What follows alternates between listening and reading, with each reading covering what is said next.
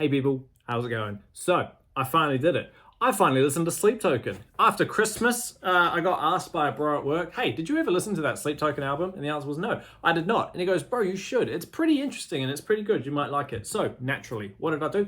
I went home and I listened to it. And I listened to it again.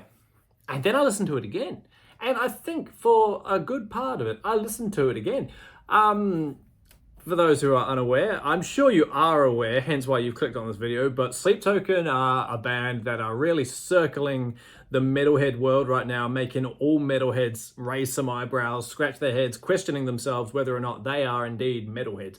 The answer is yes, you are of course still metalheads for listening to Sleep Token. There's no shame in that whatsoever. Their most recent album, Take Me Back to Eden, or Take 'Em Back to Eden, what's it called? Take Me Back to Eden, yeah. Released on May 19, 2023, which is a good while ago now that you think about it. You know, it's over 6 months old, and people are still talking about it, thinking, you know, being like, what is this album? Well, I'm on the side of, do you know what? It's actually a pretty cool album. If you can be a open-minded metalhead for a moment, which I know is hard to do, don't get me wrong, us metalheads, we love to, you know, pinpoint certain songs to exact genre. Well, at least I do. Love to pinpoint songs to exact genres. No, that doesn't sound like that. That's more post melodic tech thrash death. You know, there's no symphonic in it or whatever. You know, we love to get the umbrella terms really to the point. I do. So yeah, Sleep Token are definitely one of those bands where it's almost impossible to do that. They have metal elements, some of the brutalest metal, you know, ever, you know, in terms of like the more deathcore-y type sound of screamings. The tones, the guitar tones that they use are brutal as fuck. They're heavy and low and chuggy to a point, but then also on that same song you've got R&B sections, and the drum and bass is a bit R&B-ish, you know, a bit trap, as I like to call it, just for fun. And it really is, there's elements of everything thrown into this album. Like I said, you've got metal elements, you have R&B things, and then you've got, you know, there's maybe just little snippets of songs that make you think, hey, that sounds like the Deftones, or oh, that vocal melody sounds like MGK, or fucking that part sounds like Highly Suspect. You know, just that little section. You know what I mean? The vocals sound like this, the drums sound like that. It's pretty hardcore like that, genre-wise. It's still a bit of a what on earth type of album, but we're going to go through it and, you know, just song by song review pretty much. And here's pretty much what I was going through listening to this album. You know, like I said, it's hard for a metalhead to be open to new stuff. So the fact that I sat down and listened to this album as much as I did was quite impressive. So yeah, we're just going to get straight into it. We're going to go track by track and just sort of give a brief overview of every song and what I thought, and, you know, kind of what I rate it at the end. So yeah, let's talk about Take Me Back to Eden.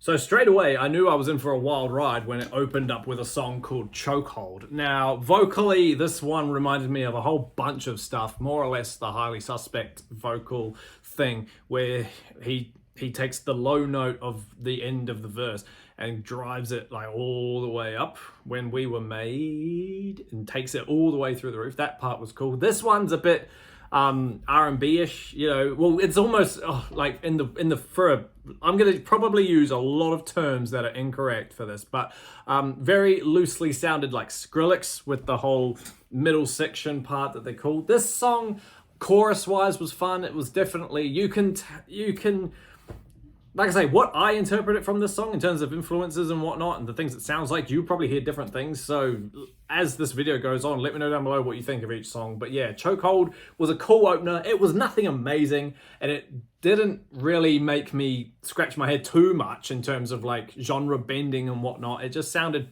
funky. Like, it was like, okay, that's standalone as a cool song. And then you get into track 2, which is called The Summoning, which I think might have been the first song I heard on a shuffle, like as a Spotify radio based thing. Randomly it came on. I didn't really listen to it though. Do you know what I mean? I was like, oh, that's that weird band. Anyway, The Summoning is great. It's I love the lyrics in it. I think the lyrical and the vocal melodies in that are quite fun. This one's a bit of a heavier one. This one's got a lead. This one has a solo in it, and it's kind of cool. This one blended together good. And then there's like in the second half, there's like this ambient silent moment, and then this funky, I don't even know how to describe it. This just halftime drum beat of like accents and stuff came in and just really was just like, oh, okay. So that's what we're doing now. Yeah, in terms of metal, it's not metal at all, but it was fun and it was groovy and it was catchy to listen to. And I was like, awesome. Track 3 is called Granite. This, again, I liked this one. This is one of the shorter ones. This is 3 minutes 45, and just lyrically, I thought this one was cool. The whole album lyrically is a bit, if you look at it at face value, it's quite depressing and it's quite broken. Like, whoever wrote all these songs, all tracks written by Vessel and Two, the drummer and the singer, I presume, they're quite heartbroken type songs. It's almost lyrically it almost gives me a bit of a Woods of Ypres, Woods 5 type vibe, but it doesn't sound anything like that. The Granite is simple and nice, and it's got some high registered vocals in it, not too much, but it sounds good. What's the lyrics for this one?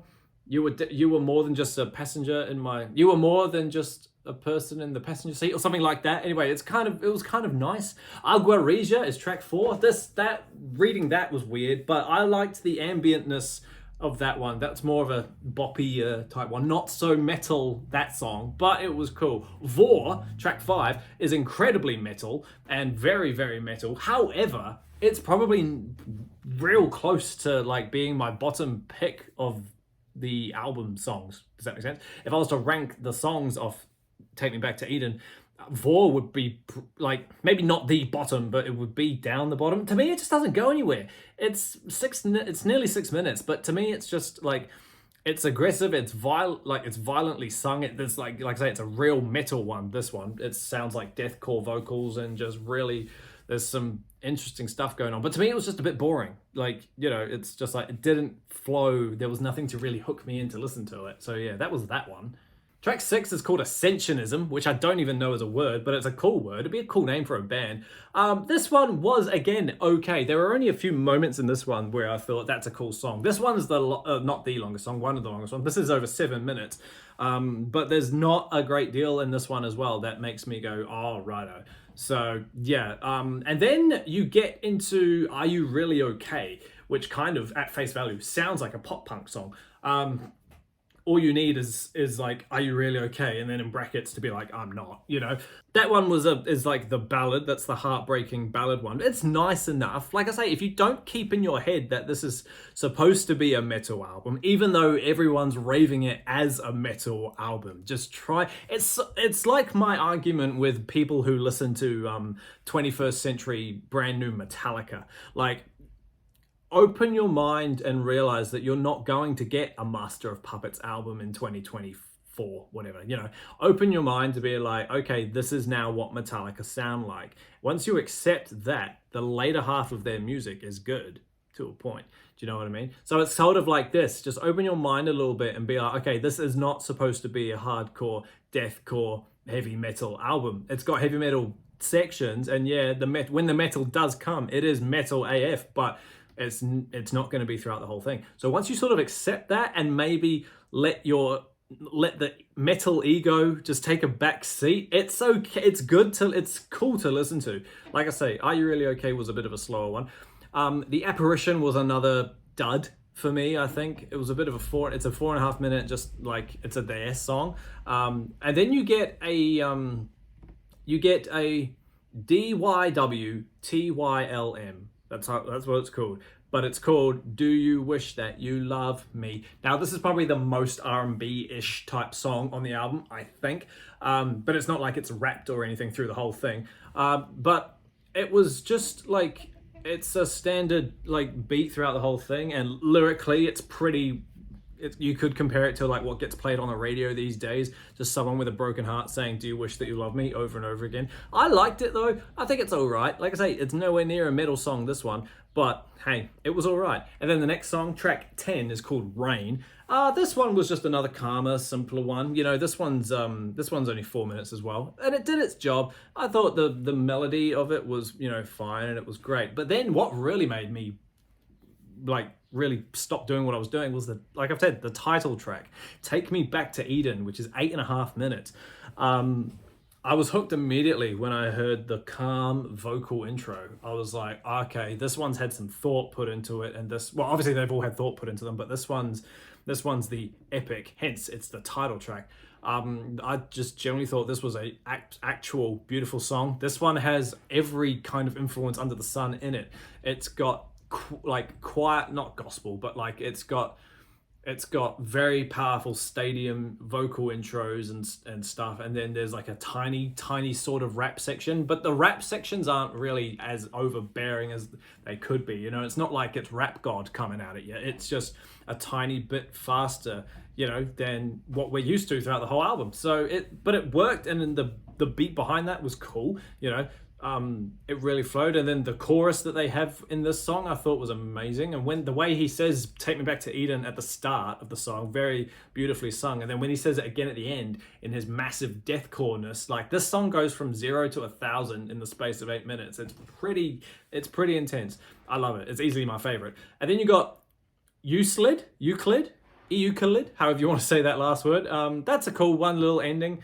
I should quick. The only thing I don't like about Take Me Back to Eden, the song, is the fact that it fades out. A really epic song with a really epic ending like that shouldn't fade out. But then maybe it does its purpose while it fades out, because it fades out into Euclid, which is very calm and very somber and just it's the end song, so it kind of ends. So maybe you can't go from a song like Take Me Back to Eden, which is full of, you know, this brutal ending, and then stop and then go into a very calm track. So maybe them fading out is like trying to calm the listener down before we get to the final song. But yeah, it's a long album if you're not used to long albums. It's 63 minutes. I genuinely love it. When I first heard it, I gave it a 6. But now that I've listened to it like 10 plus times, it's a strong 8. Sorry, just shut my drawer. It's a strong 8, possibly 8.5. So yeah, I haven't heard the debut or the sophomore. I'm keen to. I've heard people say, yeah, they're good, but they're not as good as Take Me Back to Eden. So yeah, please, what do you guys think? Do Sleep Token belong in the metal world? Should they be more on the pop charts? Are they pop with metal infused, or are they metal with pop infused? What are your favorite songs? Should they just get off the scene completely, you know? Check out the Drumeo clip as well. I watched that. That's pretty amazing stuff. Like, it's just fascinating to watch and listen to him talk. But yeah, I had fun with Sleep Token. I will jam the debut and the sophomore over the next few days probably. But yeah, I'm excited to see what you lot think about the band. Are they good? Are they bad? Do they belong? Do they not belong? Let me know down below. But yeah, that was my take on Take Me Back to Eden. I had fun. Just a quick little review to put in my 2 cents about the band that is most controversial at the moment. Thank you for hanging out with me, team, while I sit here and discuss Sleep Token, Take Me Back to Eden. Like I said, let me know down below what you think, and all will be good in the world. Keep an eye out for the next video. I've got a ranking coming out, I think, at the end of the week, so that'll be fun. But until that happens, everybody, stay inside, stay safe. I will say, jam Sleep Token, and I will see you all in the next video. See you later.